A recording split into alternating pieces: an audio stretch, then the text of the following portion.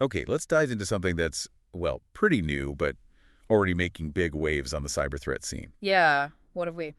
A group called the Black Owl Cyber Collective. You might also hear them called the BO Team. They only really popped up this year, 2024. Oh, right. I've seen some chatter. Very recent, but significant, you're saying? Exactly, and still honestly a bit mysterious. Okay, so we've got some sources here, right? An overview doc and an article looking at how they operate. That's the plan. We're going to unpack these, pull out the key info for you, the listener, and try to get a clearer picture of who Black Owl is, what they do, and, why they're important right now. Sounds good. Cutting through the mystery. They've definitely emerged fast. Very fast. So let's start right there. Who are they, according to this material? Okay, so the sources identify them as a prominent hacktivist group, first seen early 2024, like you said. And they use other names, too, aliases. That's right. Lifting's Me and Hootie Hyena, those are the other handles mentioned. And what jumps out right away from the descriptions is, well, they're described as sophisticated, stealthy tactics, and interestingly, high operational autonomy. Seems like they operate largely on their own. Independent actors. Got it. And there's a clarification in one source, too, just to avoid confusion. Yeah, that's important. It mentions there are legitimate companies with similar names. Yep. Black Owl Systems, Black Owl Cybers, totally unrelated. This group, the BO team, is different. Good point. Okay, so a skilled, independent group, new on the scene.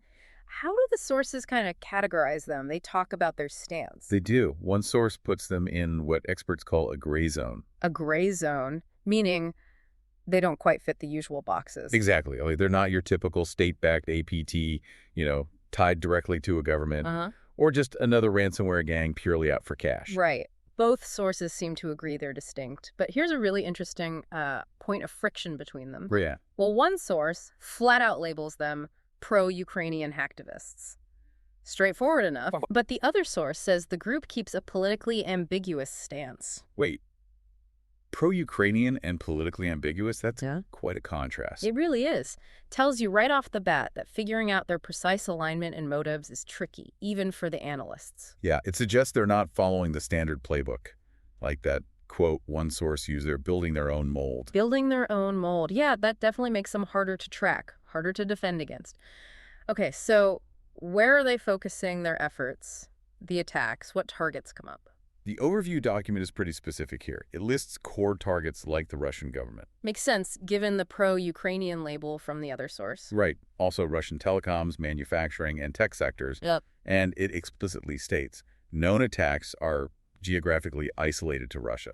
Seems like a focused campaign against their critical infrastructure. Okay, so confirmed activity, very Russia-centric, critical sectors. But you said there was another source, the article. Does it say something different? It does broaden the picture, or at least suggests it might be broader. It mentions targeting critical infrastructure, cloud providers, even tech startups. Okay. Across Europe, South Asia, and North America. Whoa, that's a much wider net. It is. But, and this is key, the article immediately adds a big caveat. Yeah. Attributing those specific attacks is still difficult. The attribution challenge. Always tricky. So it contrasts sharply with the first source saying known attacks are only in Russia. Exactly. So comparing them tells you confirmed action seems focused on Russia, but there's this hint, or maybe suspicion, of wider activity that's just harder to pin down definitively. Right. Leaves you wondering about their full scope. Okay, let's talk motivation. The why. Always crucial. Yeah, and this is another area where comparing the sources gets really interesting. How so? The overview document says their motive is a mix. It's partly ideological, that alignment with Ukraine, and partly financial extortion. Okay, ideology and money. We see that sometimes. But how they go about the money part, that's where the other source throws a wrench in the works, right? It really does. This is maybe the most fascinating part. The article talks about their silent strategy. Silent. Yeah. They apparently do not issue public statements. They don't brag on the dark web. And, crucially, the source says they do not engage in ransom negotiations. Wait, hang on. No ransom negotiations. That's what it says. And victims often don't even know they've been breached for weeks, maybe months. So one source says financial extortion is a motive. The other says they don't negotiate ransom. How does that even work? How do you extort money without, demanding it and negotiating? That is the million-dollar question the sources leave hanging. It's a real puzzle. If they're not doing the typical ransomware negotiation, Their financial angle must be different. Maybe selling exfiltrated data, some other kind of leverage. The sources don't say? Nope. They just present this contradiction, which really underscores how unusual this group seems to be. They just don't fit that mold. Wow. Okay. That definitely makes them more complex. Right. Let's get technical tactics. How do they actually do it? What's the attack chain look like based on what we have?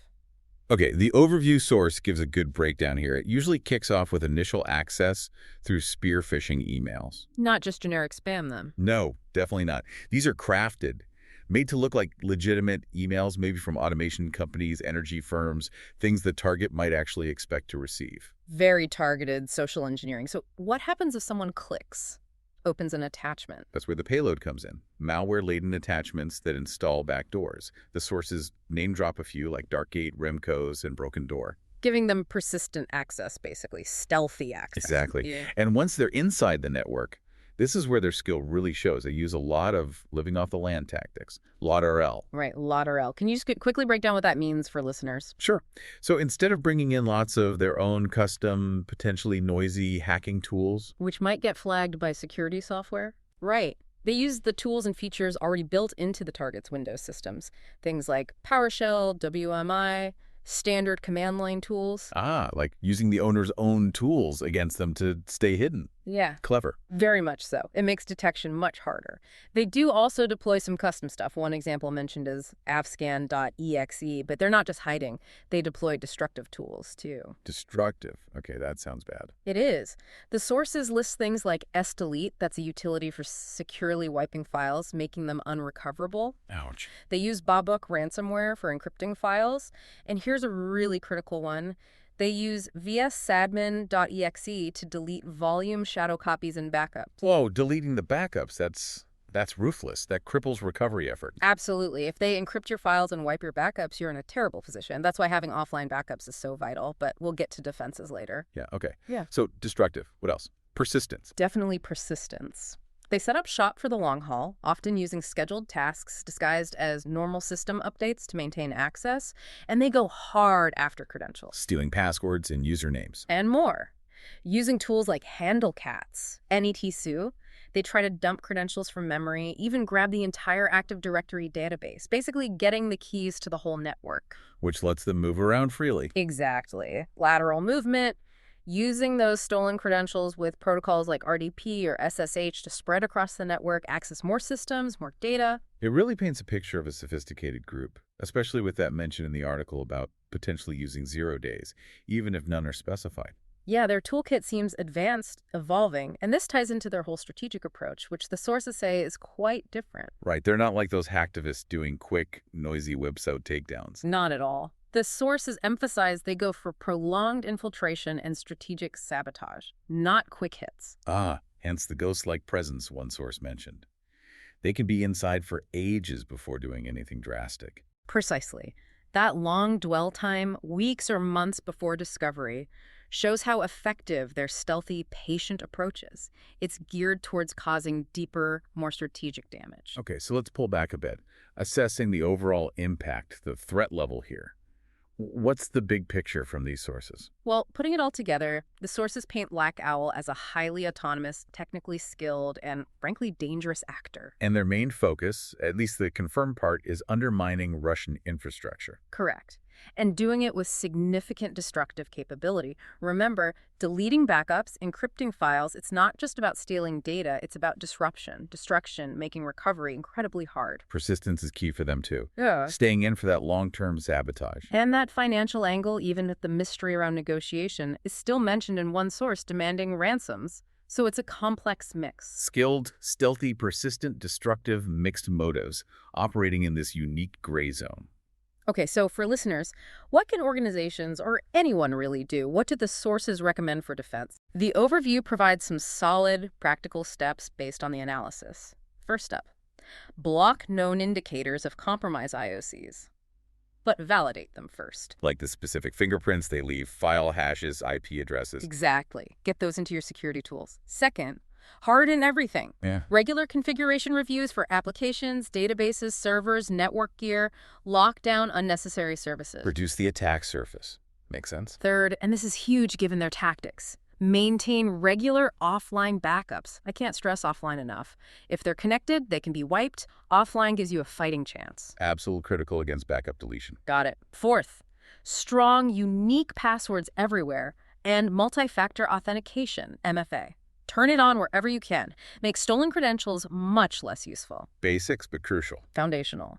Fifth, vigilance against phishing, especially those targeted spear phishing emails we talked about, the ones looking like legitimate business comms. Train users. Be skeptical. Say click the link. Pretty much. And finally, keep everything patched and updated. Operating systems, applications, antivirus signatures. Close those known security holes they might try to exploit. Okay, that was quite the deep dive into Black Owl, based on these sources, a group that just appeared in 2024. Yeah, labeled pro-Ukrainian by one source, using aliases like Lifting Samai, Houthi Hyena. Operating very autonomously, using sophisticated, stealthy methods, puts them in that cybersecurity gray zone. And that conflict between sources pro-Ukrainian versus politically ambiguous really highlights how hard it is to pin down their exact stance and motives. Their confirmed targets seem focused on Russian critical infrastructure, but there are these hints of broader, harder-to-attribute activity. And the motivation puzzle. Ideological plus financial extortion, but then the silent strategy with supposedly no ransom negotiation leaves you wondering how they actually cash in. Their tactics sound advanced. Spear phishing, backdoors, heavy use of living off the land. Destructive tools like file wipers and ransomware, deliberately targeting backups, stealing credentials, moving laterally. All enabling that prolonged infiltration for strategic sabotage, not just quick attacks. They sound persistent, skilled, and dangerous. Definitely a significant threat profile outlined in these documents. And the defensive advice is clear. Block IOCs, harden systems, get those offline backups sorted, use strong authentication, watch out for phishing, and keep patching. It really shows how fast this landscape changes, doesn't it? It absolutely does.